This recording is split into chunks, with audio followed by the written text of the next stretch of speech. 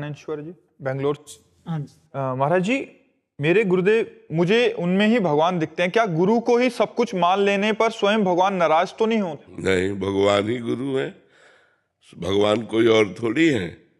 बंदो गुरुपद कंज कृपा सिंधु नर रूप हरि।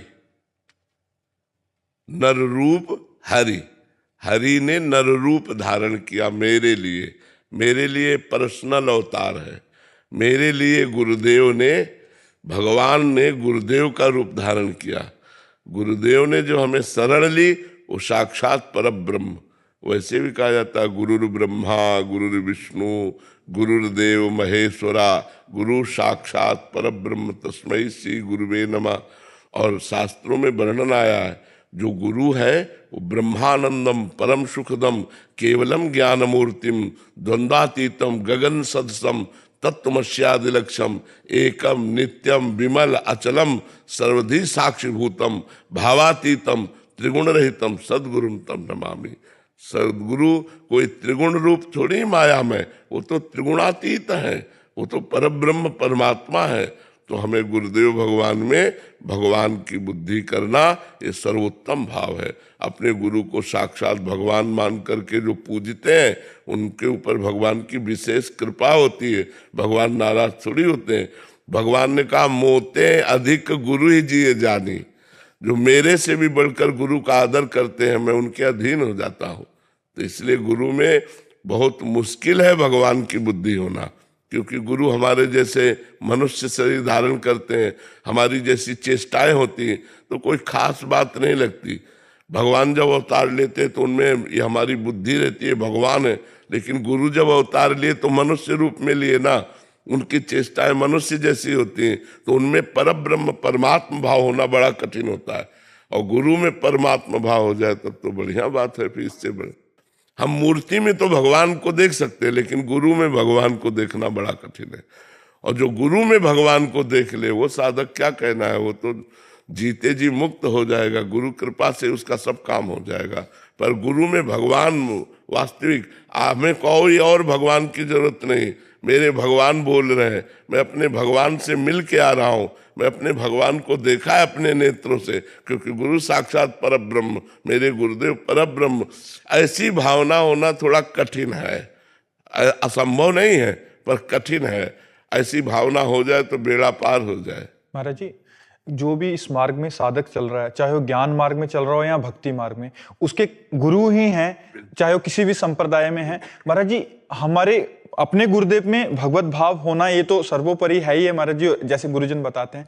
पर महाराज जी, हमारे गुरु जी बोल नहीं पा रहे, मतलब वो ज्ञान, पर दूसरे गुरु जी ऐसा, तो हमारी इस भावना में ये भावना दृढ़ न्यून देखो, ना हो, एक श्लोक और है, अखंड मंडलाकारम व्याप्तमेन चराचरम तत्पदम दर्शतमेन तस्मै श्री गुरुवे नमः। वहां से भी गुरु बोल रहे हैं। एक जगह गुरु मौन है तो वहां से गुरु मुखर है, वहां से गुरु बोल रहे हैं। तो हमें जहां भी भगवत चर्चा सुनाई दे तो विश्वास करना चाहिए मेरे गुरुदेव ही इनके रूप में बोल रहे हैं। पर अपने गुरुदेव पर, सब में गुरुदेव की भावना और अपने गुरुदेव पर ब्रह्म दृष्टि। साक्षात परमात्मा मेरे गुरुदेव हैं, लेकिन सब रूपों में गुरुदेव ही बोल रहे हैं। जैसे मौसी और माँ, मासी और माँ, यद्यपि बा के समान ही उनका हम आदर करेंगे, पर माँ तो मेरी बा है ना। ऐसे ही गुरुदेव के समान हम हर संत का आदर करेंगे, पर गुरुदेव तो हमारे परम ब्रह्म है। ऐसी भावना करनी चाहिए। महाराज जी, इसमें एक और संशय, जैसे आप कहीं कहीं इसी बात का आश्रय लेके, मतलब कोई माता बहनें और तुम्हारे जी उस, क्योंकि ऐसी भावना होगी तो समर्पित है। हाँ, तो ऐसे में क्या सावधानी इसमें रखें? ये सावधानी रखनी कि हमें संतों की बात तो सुननी है, पर अगर हमारे गुरु की बात से अलग है तो हमें उनकी बात माननी नहीं है। माननी अपने गुरुदेव की है, सुननी सबकी है। सुननी सबकी है, माननी अपने गुरुदेव की है। अगर हमारे गुरुदेव ने हमें जो उपदेश किया है उसके विरुद्ध किसी संत की बात आती है तो हम नहीं सुनते, हम नहीं मानते। सुना, बैठ के प्रणाम किया, चल दिया। मानेंगे हम अपने गुरुदेव की। और दूसरी बात, गुरुदेव से लेकर के हर संत के लिए, हम ये बात कह रहे हैं। यदि वो हमारे शरीर का शोषण करना चाहते हैं तो ना वो गुरुदेव हैं और ना वो कोई संत है। वो व्यभिचारी पुरुष है, वो पाखंडी है, वो नाटकी है। गुरु एक पिता के समान है, गुरु एक महान तत्व है जो माया मुक्त है। वो माया के इन भोगों को कैसे स्वीकार कर सकता है?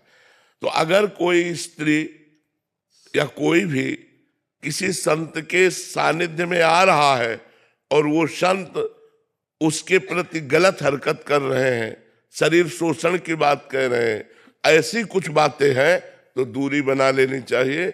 वहां गुरु नहीं है, वहां पाखंड है, वहां नाटक है, वहां माया है। हाँ, कभी कभी बड़े बड़े अच्छे साधकों से चूक हो जाती है, वो एक अलग चीज है। चूक होना अलग चीज है और पाखंड करना अलग चीज है।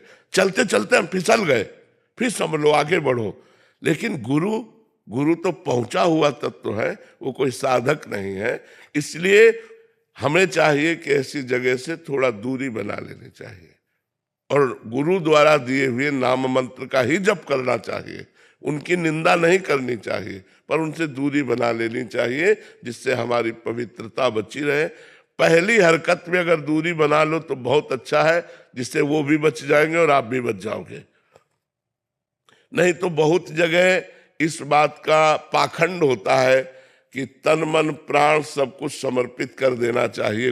अब वो समझ नहीं पाते साधक, तो उनको लगता है कि जैसा गुरुजी कहें। अब वो बेचारा किससे अपनी बात व्यक्त करे कि कहीं मैं गलत तो नहीं हूं, कहीं मैं अंदर उसके आता है मैं कहीं गलत तो नहीं जा रहा हूं, पर वो सही का निशान किससे लगवावे? जब कभी उसे अच्छा सत्संग मिला तब वो निर्णय कर पाता है कि हमारे साथ तो गलत हो गया, हमारे साथ तो धोखा हो गया। तब तक बहुत देर हो चुकी होती है और हमारे उत्साह, हमारी श्रद्धा, हमारी पवित्रता इतनी निगेटिव हो जाती है कि अच्छे संतों में भी हमें दोष दर्शन होने लगते हैं। पता नहीं ये भी नाटक न, तो हम सत्य से बहुत दूर चले जाते हैं। इसीलिए हमने कहा उन्हीं गुरु के द्वारा दिया हुआ मंत्र और नाम जप करो और गुरुदेव के आश्रित रहो। अंदर से, बाहर से संपर्क छोड़ दो तो तुम्हारा मंगल। उनकी निंदा मत करो, उनका अपमान मत करो, उनसे दूरी बना लो। दूरी बनाना ही उचित है, क्योंकि निंदा अपमान से आपका पतन हो जाएगा। निंदा अपमान किसी का भी मत करो, लेकिन जहां लगे कि यहाँ शास्त्र के सम्मत कार्य नहीं है, शास्त्र विरुद्ध आचरण है, वहां से दूरी बना लेनी चाहिए।